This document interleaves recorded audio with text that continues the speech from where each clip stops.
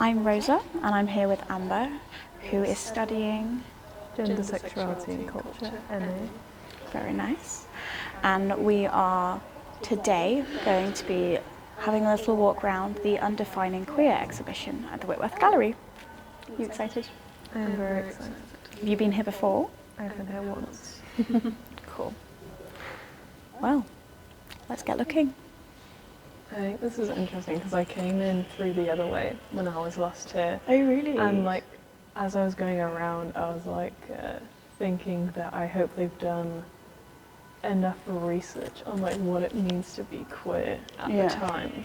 And then I got to this bit and it clarifies here that they like understand that there are like different conceptions of queer at different times. So this is like, I mean, this is like the opening paragraph, like it's the opening. I don't actually know if there's like an official entry route because that also kind of had like an introduction thing on that side. Yeah, so depending which way you come in, yeah, you get a different... You could get a slightly different perspective by what you read / see first. Yeah.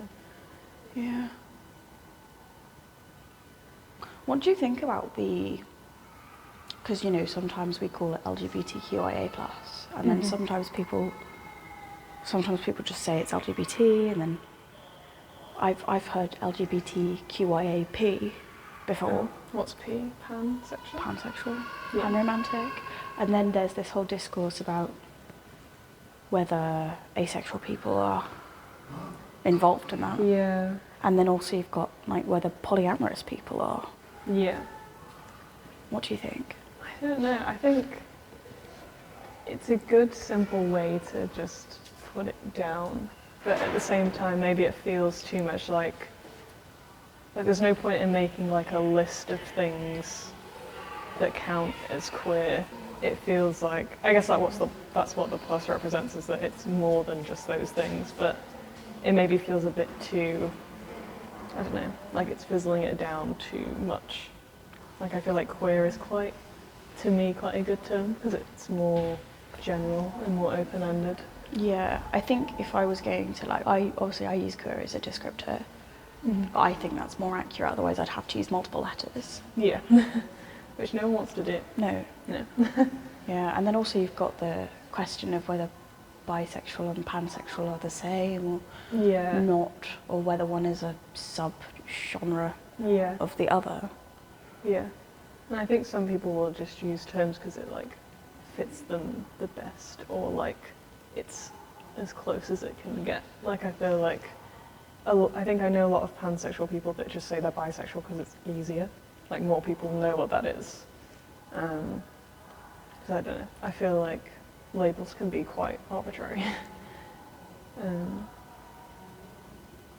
But unfortunately you have to rethink and speak through language, so we kind of have to use them. Well, you don't have to, but like it feels like there's a social pressure too, I guess. Yeah, no, that makes sense. But I like the way that, you know, they've done this and laid this out before you look at all the art, you know. Yeah. This is an engraving. It's like bonkers. I look at the dates and I'm like, that is so long ago. Yeah. This is true. 1490. That's just insane. People were alive in 1490. Yeah. I love this. You heard it here first. The wolf from Red Riding Hood is gay. Yeah, that's good. I like this interpretation. He's in admiration, could be in admiration or shock of itself wearing the grandmother's sleeping bonnet. Yeah, the wolf. I guess I don't know how much wolves can make facial expressions, so I don't feel like I can really read what the reaction is there, but I can see it being shock. The eyes are quite light. I like that it could be either though. Yeah, it could be either. It's ambiguous. Yeah. Yeah, I wonder where that comes from, the thing of, because it's in Shrek as well. Like, they like draw back the curtain around the bed and then the wolf is in there in like a woman's like nightwear. Yeah. Like, does that He dresses up as grandma. Oh, that's so true. I've completely forgotten the Red Riding Hood story. He pretends he's grandma so that Red Riding Hood will let Or will he's looking come in. for a safe space to experiment with his gender identity. Yeah.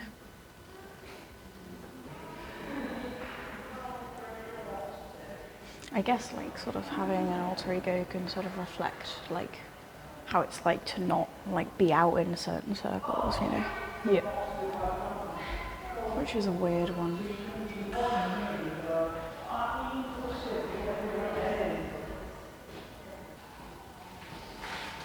I just think this is absolutely beautiful, this photo.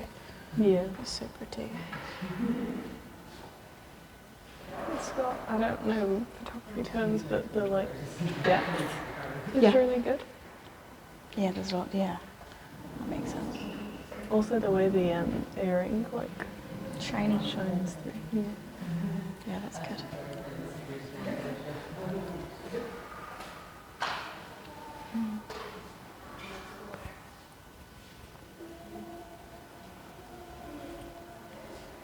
I think it's nice as well, like the headpiece Mm-hmm. that he's wearing, like in contrast with, like you can just about see his like his pecs. Yeah. That's fun. I guess you could also, maybe the photographer had the pecs not be completely visible, so like reflect it being like cleavage or something. Yeah, you could see it like that.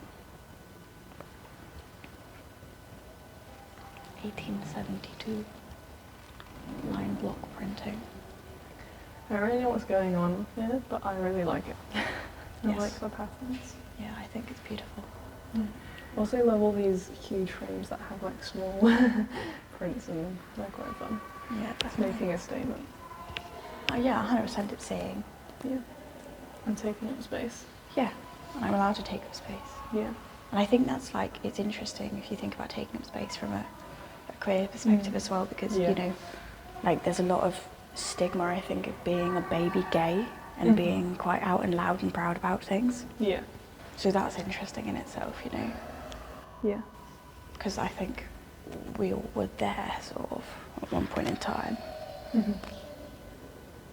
And then it can be easy to like see certain people acting in certain ways and being like, oh, that's cringy. Yeah. When actually we all did it, it's like a rite of passage sort of thing. Yeah. Yeah. Definitely. I love this actually. This is David Garrick depicted here as Richard III found himself at the centre of the first open debate within British society on homosexuality. The actor denied rumours of a probable love affair with the dramatist Isaac Bickerstaff, who was accused of homosexuality in 1772. I love how like, I mean I don't love it, but I just think it's interesting how like reading something worded in a way that it would have been back then. Like he was accused of homosexuality. Sorry. He was accused of homosexuality. Yeah. Like how could he? Like Well, it was imagine? punishable quite Yeah. significantly, wasn't it? Yeah. Yeah, following stories in the press, Bickerstaff was forced to leave the country after a sexual altercation with a soldier. Yeah, at a time when sex between men was punishable by death. He was compelled to deny his relationship. He was never able to return to England and died abroad penniless and alone. That's really, really sad. Yeah. It just makes you think, like, It's such a different time. such a different time. Yeah. Oh yes, when only men could be actors. Men who played women's roles were known as Onagata. Have you seen Madame Butterfly? I have not, I don't believe. It's a opera, I think, and it was also made into a film. And in the film, a man comes from France, I think, and he goes to an opera, and there's a man like playing a woman's role in that, and this guy from France like falls in love with her, and he doesn't realise that she's a man. And I guess it's kind of like played as like a joke, like everyone else in the audience knows Okay. how it works, but he doesn't, and he's like kind of drawn in by Yeah. like her femininity and stuff. Mm. Yeah, it's really interesting how that works. That is, yeah. I mean, it was seen as almost like, you know, it was a comedic thing, wasn't it? Mm. Oh, not a lady, it's a man, Yeah. you know.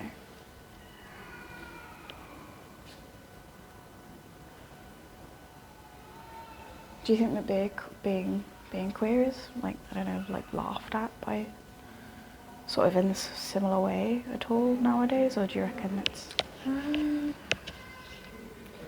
I feel like there's a lot of stigma around how queer people act, and like I feel like people who aren't around a lot of queer people, especially older people, have a very specific idea of what a queer person is, like a flamboyant male gay person. So I feel like in that sense, like I've heard like people be like quite mocking of gay men in particular for being so, I guess, over the top, quote unquote. Mm-hmm. There probably is a lot of it. I just can't think right now. What do you think? Yeah. I mean, I think it is a bit, you know, in certain circles, but I do think it's... Obviously, it's not like... I think we've come a long way in terms of acceptance and stuff. Yeah. But I do think, you know, it's like... It can be sort of a joke to some people, Yeah. you know? Especially when, like, straight girls kiss each other for male attention. I was about to say, yeah. And like men, It's like a performance, yeah. And you know? like, And that's... it's not a performance for a lot of people. Yeah. Yeah, and men being like, oh, wouldn't it be funny, like, if we sucked each other off or something like that? Like, just stuff like that where I'm like, what is even going on here? Like, it's a lot to unpack. Do you think that maybe some of that is just like repressed? It like probably, actually being like yeah, it probably is. actually being queer and And I not think a being lot repressed? of people and men kind of will have predominantly be attracted to a certain gender, and they'll just like run with that, and they won't explore anything else because it's either like against expectation or like it's not as prevalent as the other attraction. So I feel like there are, like, people are so fluid in their sexuality, and like I just think a lot of people are kind of closeted bisexuals, I guess. Or, Yeah. like, there are a lot of like bi-curious people out there who just won't look into that at all Yeah. because they're like afraid or like have repressed it or whatever. I think especially for men, like, Yeah. I think they're expected to either be gay or straight. Yeah. You know, it's almost Yeah. like bisexual guys don't exist. Yeah. But yeah, no, I think you're right. And it's easy to just stick with what society says, isn't it? It's Yeah. easy. Yeah.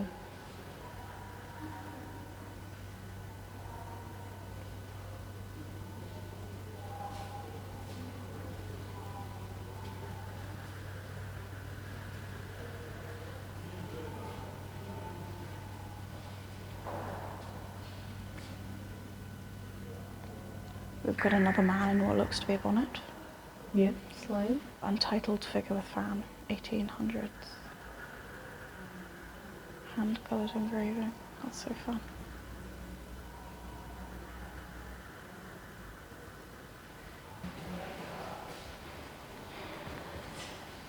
I really like this painting because I think a lot of the other paintings over there, they kind of represent queer relationships as quite like overt, like it will have like two women kissing or Yeah. like two men together or whatever. It's Yeah. nice to see, I guess, like a queer perspective, like a queer gaze on their partner. Yeah. Like it communicates a lot about the queer relationship without actually like showing it, if that makes sense. Yeah, it's the artist's relationship with the subject of the painting. Yeah, it's Yeah. very intimate. Without even seeing both the people. Yeah, exactly. Yeah. It's very fun. This is a print. No, it's not. 14 poems, etching and aquatint. Fun. I think this is pretty. Yeah, I like the little scribbles at the top in like tight Yeah. spaces. Just showing like the everyday, no Yeah. performances there, you know, like Yeah. just two men in bed, Yeah. As they do. as they do.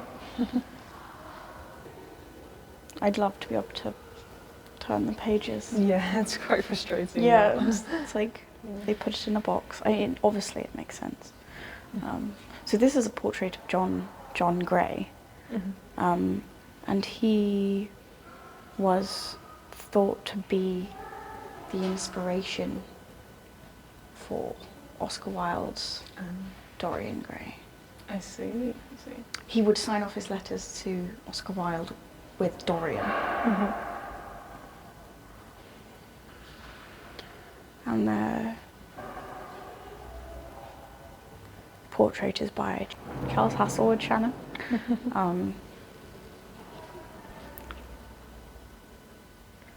Charles Ricketts and Charles Shannon. Imagine dating someone with the same name as you. I know two women that got married recently, and they have the exact same name. Like they have the same first and second name, and now they both have the same last name. That's so fun. So yeah, the two Charleses were friends with Oscar Wilde and John Gray, who are believed to have become lovers, and it's said that Wilde wrote a picture of Dorian Gray to further impress Gray. Yeah, as I said. Yeah, I think this section's about friendship Yeah. and community.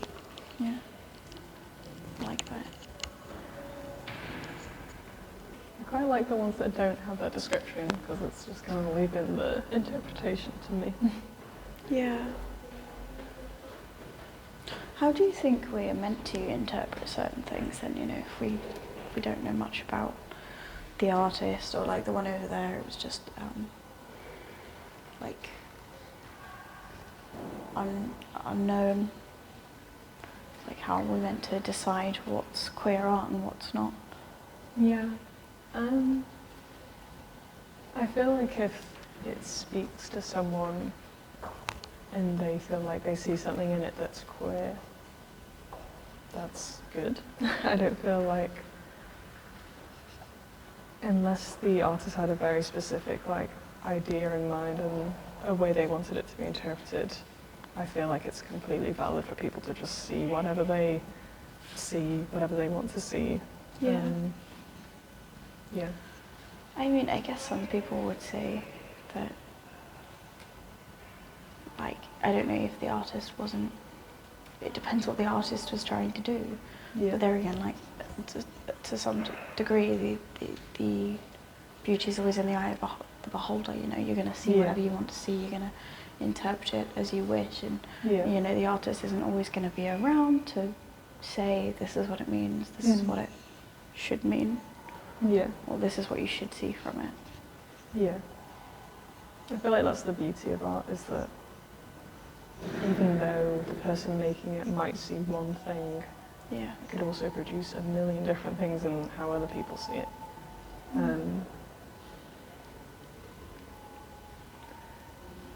But yeah, I guess it varies artist to artist how much they care about putting across a very specific message or idea. I think a lot of artists tend to just kind of make art that they want to make, and they are quite happy for like any interpretation to be taken. Yeah. Yeah, that makes sense. And what about like because, you know, I'm sure, like, being queer, the idea of it has changed, you know, since some of these paintings and stuff were first created. Like, how do we translate historical things into an interpretation nowadays? Yeah. Yeah, it's difficult. Because I guess no matter what, we're always going to view the art through a contemporary queer lens, because we can't exit that lens, because that's just the lens that we have. And obviously everyone within like a contemporary queer time is going to have different ways of viewing queerness, but overall, like you said, yeah, certain labels and like identities coming more to the surface that can't be like ignored. So yeah, we might see a depiction of what we might consider a bisexual encounter and we'll think, oh, that's bisexual, but then at the time it might have just been an encounter. Like it doesn't have any significance in that sense that we'd view it in. Yeah. I mean, terms also change over time as well, don't they? Like, I think lesbian first meant sort of just women that like women. It was less women, like only women. Yeah. You know? So I think we need to consider what the terms meant historically, you know?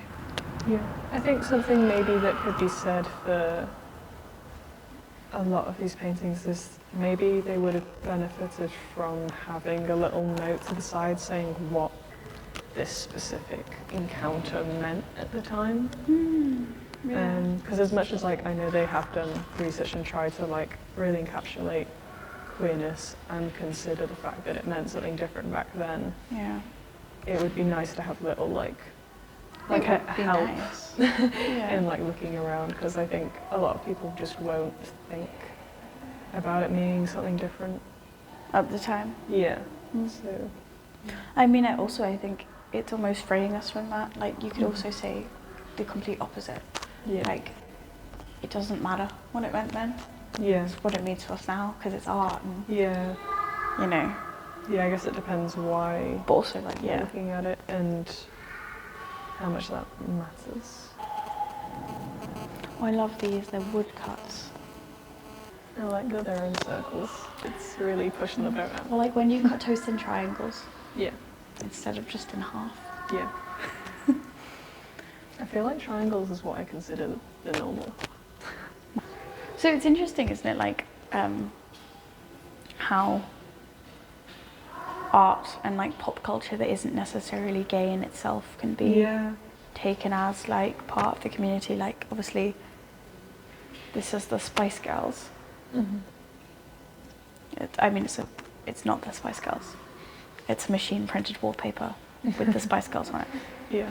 We're not just looking at the Spice Girls. Well, no, we're not here looking at the Spice Girls. But, you know, and I think the same can be said for lots of artists, especially in music. I think music is huge for like the LGBT community. Yeah. You know, especially like Harry Styles. Yeah. And I mean Ariana Grande, I think as well. And you know, certain people that aren't like haven't come out openly and said, oh yeah, I am this, I am that. Because I mean, we really shouldn't force people to. Yeah. But also it's interesting that that can be such a big part of like people's queer identity. Yeah. Well, I think a lot of these groups that queer people kind of naturally are drawn to, a lot of their music is about kind of like self-love and like confidence, and kind of exudes an energy that is quite appealing. I don't know, yeah, it's a good message to like love yourself, and it's very uplifting if you're going through hard times. Yeah, no, definitely. I think, yeah, you're right. It's probably why we gravitate towards that sort of thing. Yeah, I think it's good that they've chosen to put this as a section in the exhibition, because I think a lot of what it means to be queer to a lot of people is like the community and like, yeah, I guess because a lot of queer people don't feel comfortable or safe in their own biological family, that they naturally build their own chosen families outside of that. And it's just so important to have those spaces to feel like accepted. Chosen family is very important. I love these gay mermaids. Gay mermaids. Yeah. I like the colour of the walls as well. Yeah. It's the trans flag. It is. It is. Floating mermaids feels reminiscent to me of the simple joy and beauty of queer companionship and sapphic connection. That's so nice. Just, I really love like art that's done quite like roughly and like it's quite impressionist. Yeah. But it really like, it's just so good at getting across the kind of, I don't know, like the way it flows. The feelings. Yeah, it's like, it's got a good feeling to it. Yeah, definitely. The Two Sons of Noah, an engraving. Sistine Chapel by Michelangelo.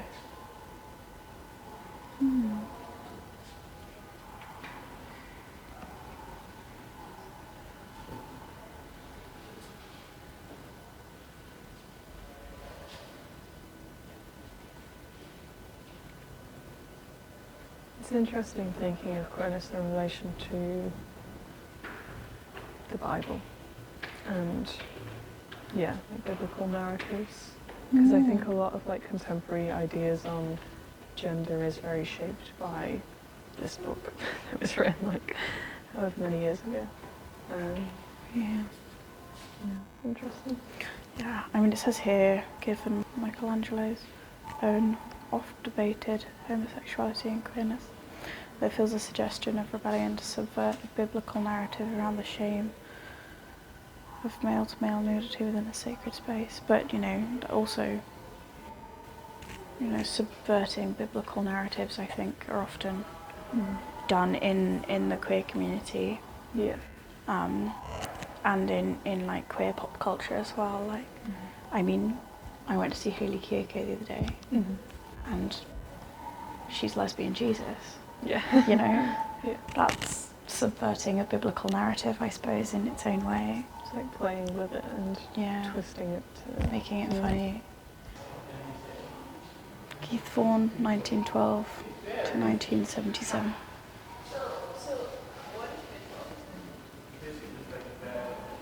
Oh, yeah, this is so interesting. They have like little like bits torn out of like a newspaper? Like a newspaper or magazine with like adverts for like queer Oh my god. things. I don't know what. XXX male video films. Yeah. Video sales and renters. Okay. 1984 graphite collage. Yeah, I like art like this where the more you look at it, the more you see, and it really like draws you in to like look at the details. Yeah. Young girl wearing a red necklace by Dame Ethel Walker. Today we might identify Walker as a lesbian, as a woman who not only celebrated the beauty and sensuality of women within her work, she was creatively active during a period when homosexuality was criminalised. Just the emotion on this face. Yeah. Crazy. Quite distinct. Yeah. And I like the way that watercolour is all merged together at the sides, you know? Yeah. I think it's interesting that like a lot of this and a lot of things in general can be interpreted as queer, even though they might not be or probably aren't. Yeah. Like for example, I was watching Matilda the other day, and I was like, I get a lot of queer vibes from Miss Honey. Oh my gosh, yes. Yeah. Yes. And I feel like she was a bisexual awakening for me. Me too. Yeah. And then I looked it up and everyone was saying that. I was like, oh, I see. But I guess it was just the fact that she was single and like never showed any interest in men. I think this kind of painting is so skillful. Like they kind of let you know what it is that they're painting, but Oh yeah, like they've not the least painted amount, everything. yeah, of strokes as possible. Like I know that that's an animal, like a cat or something, Yeah. but like there's very little like actual Details. detail or like Yeah. colour that's gone It's into like it. towing a line between the seen and the unseen, which is kind of what we're doing here, Yeah. really. We're looking for things where we don't know Yeah.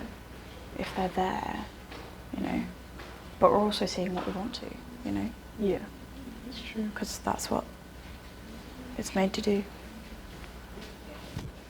Now this one just makes me absolutely weep. I love it, one, because of all the colours. Yeah. It's just beautiful. I think that I like that it's almost like rainbow. Yeah. But also, I think it's done by George Sanders, painted with wax crayon. And you can see it says, "To David, happy birthday." And it was gifted by David Blooms. Oh, I see. And in my head they were together. I don't know if they Yeah. really were, but they definitely were, Yeah. as far as Again, I'm it's- seeing everything. Yeah. It's like this unspoken thing that has a lot of emotion in it. Yeah. This is great. I like the way that it's almost like the same as the one over there. Like it's not giving much, but you know what's going on. With the background stuff anyway. Like stormy weather. There's quite a lot going on in it. Yeah, there's lots going There's on. little people here. Some people there. Yeah, it's like one of those things, the more you look, the more you find. Yeah. And there are just people everywhere. And if you like squint your eyes, it just looks kind of like a pattern. Or It like does. a wave or something like that. Stormy seas and stuff. Edward Burrough, 1905 to 1976. And the painting is called Limbo. Watercolour in pencil. Burrough was an openly gay man and his love of the male form is unashamedly present in his work, despite working in a time where homosexuality was criminalised. Yeah, I think it's good to see work that subverts like the dominant like heterosexual gaze. These works confront the male gaze by holding narratives or references that challenge the boundaries of what was regarded as heteronormative within culture. The assumption that heterosexuality is the norm and privileges this over any other form of sexual orientation.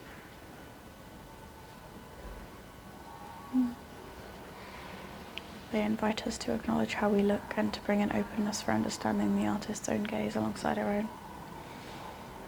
Yeah, so I guess it's, you know, it's, you know, looking, making your own decisions and interpretations, and then also considering what the artist might have been thinking. An M&S sandwich celebrating lettuce, guacamole, bacon, tomato. Great. LGBT. Not a BLT, LGBT. I like this as well. This is so pretty. Yeah, Just the so pictures. Yeah. Like we have a motorbike here, or what looks like a bike. And a cat. And that looks like a cassette, right? Yeah. Another cat, because we like cats. We've got some pink handcuffs. Doc Martens with Doc the Martens. anarchy symbol on it. Yeah. And then some like imagery of like bondage. Yeah. Sarah Joy Ford, Chain Reactions 2, 2021. Sarah Joy Ford's work explores lesbian community through quilting, subverting traditional practices around crafts and textiles. The title of the work takes its name from the iconic Chain Reaction, which was the UK's first lesbian S&M club in Vauxhall.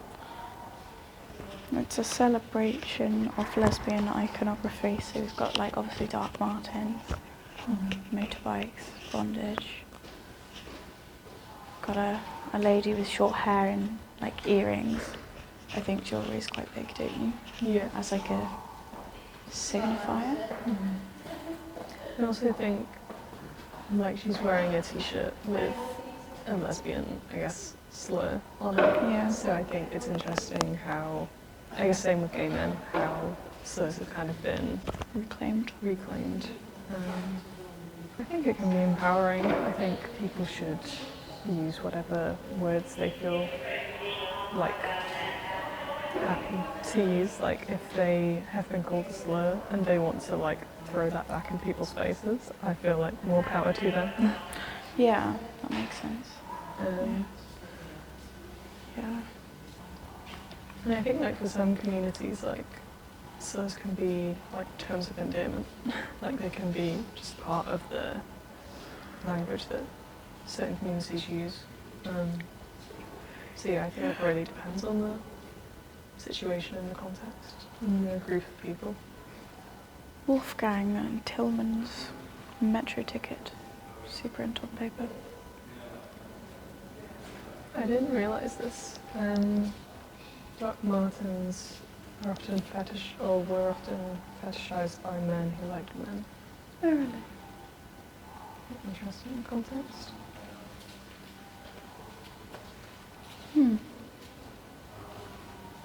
Interesting. No, I didn't know that either. So I feel like Doc Martens are quite a queer shoe. Definitely, yeah. I and mean, I you're wonder wearing if- some now. Yeah. I wonder if that was one of the origins of that. Yeah, probably. I would expect so. And I guess it's also like women and lesbians wearing Doc Martens, I guess, is another way of like subverting gender roles, because I guess they are quite a like masculine considered shoe. But you know, it's like work boots. Yeah, yeah.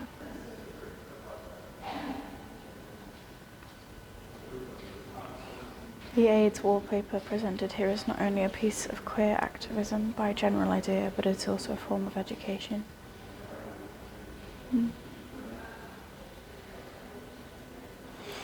It's an adaptation of Robert Indiana's painting Love, 1965, which has been adopted as a symbol for free love.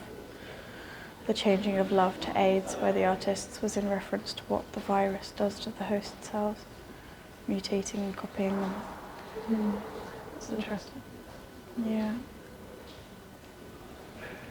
Do you feel like maybe queer people of our generation are sort of... Do you think they're aware of, you know,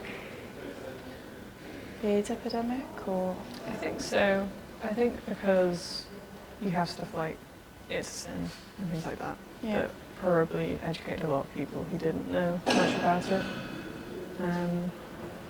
Yeah, I feel like I can't imagine meeting anyone now and them not knowing about the AIDS epidemic. It'll be interesting to see if in 10 or 20 years that changes at all. Yeah. What about you? I think it's interesting because it was always something I knew about.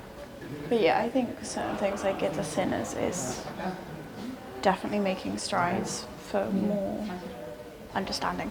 Yeah. Yeah.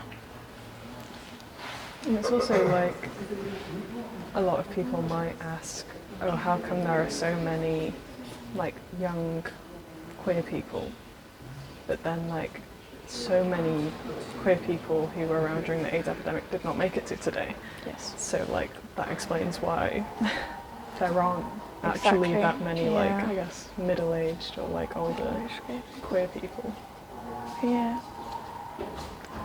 Definitely. And it's just like when you think about that, you can really, it's just so like you just don't even know what to think about that. Like you can just feel like there's a very obvious absence of queer people, and it's just impossible to ignore. Older queer adults. Yeah. Yeah.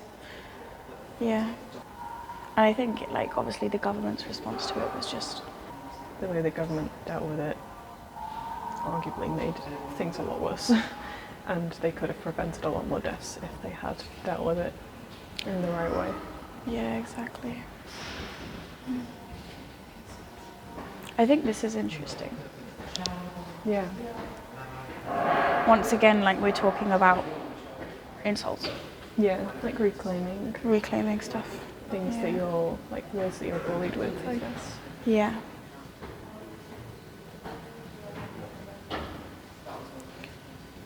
Jez Dolan, 2014. I think it's interesting though when you go from place to place, you know. 'Cause obviously in Manchester I don't think this would be used as an insult before because it's quite archaic. However, it still is. Down in Devon, it's frequently used by people of my father's generation. Yeah. Which I think is interesting in itself, you know. Yeah. The fact that depending on where you live, you might have a completely different view of whether something's an insult anymore because it might be archaic, you know. Yeah. But Yeah, it's interesting that some people might come to this gallery and look at this without reading the context and just think, oh, who's Nancy? yeah. I like this. Yeah. You can see the writing is so tiny. 1772. 1772. Yeah, a character etching. Elizabeth Brigetta Galston. This print is believed to depict the 18th century jeweller and bookseller Samuel Drybutter. He faced prosecution and multiple verbal and physical attacks because of his sexuality. Wow. When asked by the Court of Burgesses in Westminster what he called himself, Drybutter defiantly replied, "The world calls me a sodomite. I am one." London Evening News, 10th of October 1771. It's interesting that a lot of, I guess, discrimination and unease with queer people or queer men in the past was all centered around sodomy, and not because there wasn't like a word for it besides like people who engaged in sodomy. Yeah, so it's interesting the meaning that sodomy holds in that sense. Yeah. And again, it's a thing of like labels meaning one thing now, but then meaning nothing at all, sort of thing. Yeah. The art collective Grand Fury designed the Silence Death graphic that defined the HIV/AIDS protest movement of the 1980s and 90s. Some of the artworks shown here can also be viewed as approaches to activism, as they reclaim words that are often used to discriminate. I think it's good to have that very basic, like I don't know, introduction to AIDS here. Yeah. And yeah, things about like homosexuality being criminalised and stuff. Because I think there might be a lot of people who come to this gallery maybe intending to see something else and then kind of like stumbling upon this, and they might have like very little idea about any of this. Of So course. it's very good to have the basics laid out. Yeah. Definitely. Walter Crane, 1845 to 1915. Figure Studies for the Renaissance of Venus, 1877. Pencil. Crane used male model Alessandro De Marco for his interpretation of the goddess of love. That's great. When the finished painting was put on display, the artist, Frederick Leighton, proclaimed, "But my dear fellow, that is not Aphrodite, that is Alessandro." That's fun. Yeah. Jacob Epstein. Study for Jacob and the Angels, 1940.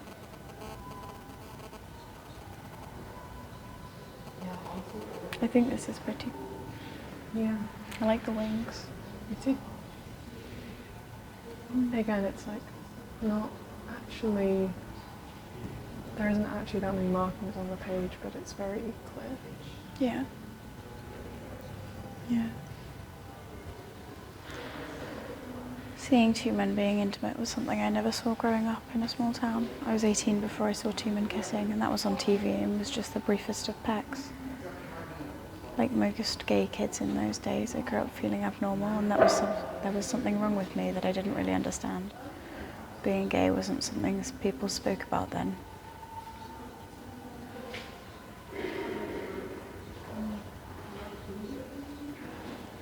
I like that you can tell through the language that the project participants are using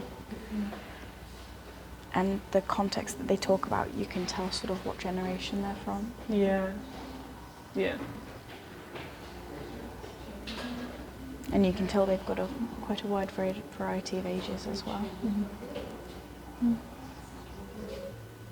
The word erotic derives from the word eros, the name of Cupid's Greek counterpart, while cupio is the Latin word for desire. Interesting.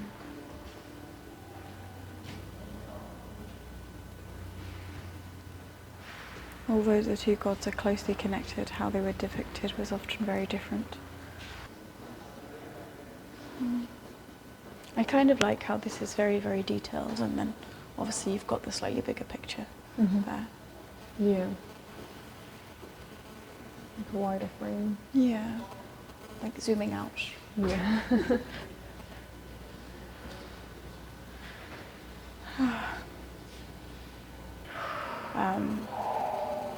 I do think that mythology is quite a queer-coded thing, Yeah. you know.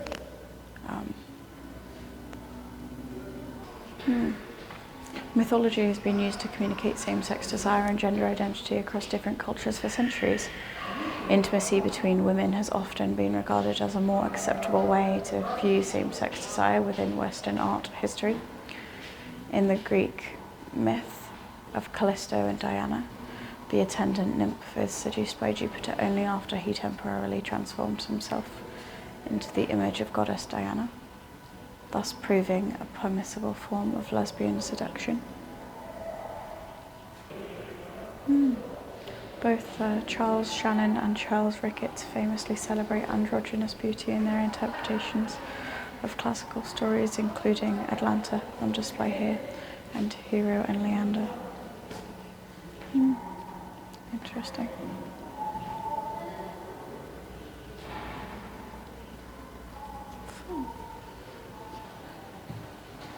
Yeah, so this is the intro I had. Yeah. This exhibition delves into the Whitworth's collection to reveal a rich selection of works where artists have used their creativity to acknowledge their sexuality or to explore and question gender identities.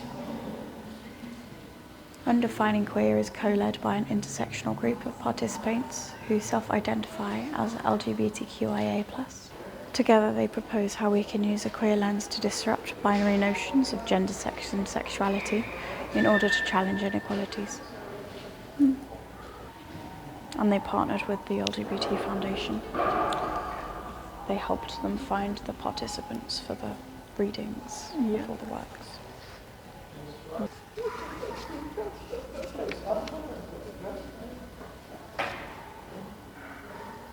Oh wow, look at this. Undefining Queer, a pocket glossary. A teeny little book. It's so cute. Words have weight, they're a tool for communication. Can be used to create connection, convey your feelings and heard. Has-been, a flippant term for a female who once dated or was sexually involved with women. Like a lesbian, but has. Oh my gosh, I've never heard of that. I remember coming to, I think it was in the working space, they had people come in and write down words that they associated with queerness before they started curating, I think, or as they were curating. So I presume they've gotten the words from there. But I think to like put it on a table where it can't be removed, it kind of like takes the element of conversation out of it and like personal like beliefs on like words. Because like there could be a lot of stuff on here that really resonates with some people but is quite offensive to others. It would be interesting to have a little bit of context on stuff. Yeah. You know, lemon, croissant. Yeah. I'm Why? clueless to that. Yeah, I'm clueless to why they are there, to be fair. But still very interesting. I mean, in a way, it is creating a conversation. We've gone, why are these words here? Looked at it, Yeah. Thank you so much for looking through this exhibition with me. It's been a great time. It has been. Yeah. We've seen lots of queer stuff. We've seen lots of queer stuff. Some moths up close. Yeah. There's this amazing sparkly wallpaper with just like a repeating design of moths on. And as a huge moth fan myself, I'm enthralled. Yes. Moths are a very queer thing. I think I think like it's a insect, I think specifically, it's a very like bisexual motif. Yes. I think everyone has a moth tattoo. Yes. I have a moth tattoo. Yes, you do. Anyway, thank you so much for being here. It's been great to have you. Yes. Thank you for having me.